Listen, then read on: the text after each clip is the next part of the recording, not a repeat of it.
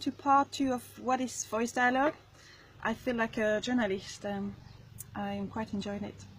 So in the part one we saw what is the psychology of selves and the model of consciousness on which voice dialogue based his work. And now we're gonna see how does a session look like. So voice dialogue is used into one-to-one sessions, a facilitator, client, and the invitation for the client is gonna be to check in of what is happening, what is alive inside, and we might do a bit of work just before that to come in the body. But basically, like we start with the check-in, what's alive. And for example, if I check in myself, I feel there's a part of me is a bit thirsty right now. A part is really like enjoying doing communication with you. What else? As a part is loving seeing the white butterflies and feeling the wind on my skin. And there's a part of me who wants to get it right. I want to say the right things so that you can understand and you maybe might be interested.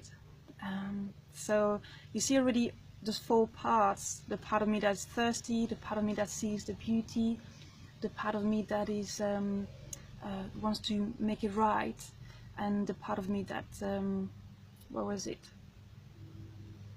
That is enjoying all this journalism, communication with you, and all of this. They are all different parts of myself, and they have been in my life, depending. Some from my childhood, some not. Like my journalist here is quite new, and they all have different gifts, different desires, and different way of expressing themselves. And what usually happens is that we can get into like repetitive patterns, because one part of myself is going to talk to another part, and this one is going to respond, and then coming back to another one, and this one is going to go back to the first one, and we just go into cycles of repetitive patterns. And it's proved that 90% of average humans, 90% of their thoughts are repetitive. So this is it. It's like the different parts talk together, and it's always the same conflict, always the same dialogue. So what we do in voice dialogue is that once we have spotted different ones, then we're gonna move into each one, and the facilitator is gonna meet each part like a new person. And it is fascinating to do this work, because as we meet each part like a new person, like, hey, who are you, what do you like, what do you want, what frustrates you, and how do you feel in your body, and what have you to offer. It's like it's a completely difference between one part to the other one.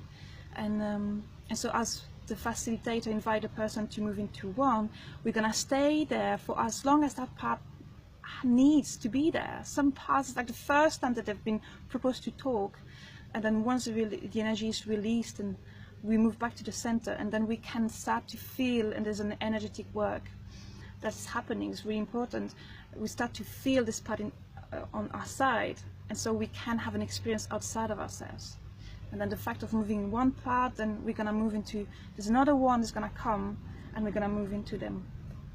So this is briefly how a session works, and that was the part two of the sessions. And after, in the part three, I'm going to explain to you why voice dialogue is different from other psychology or personal development tools. So I see you there.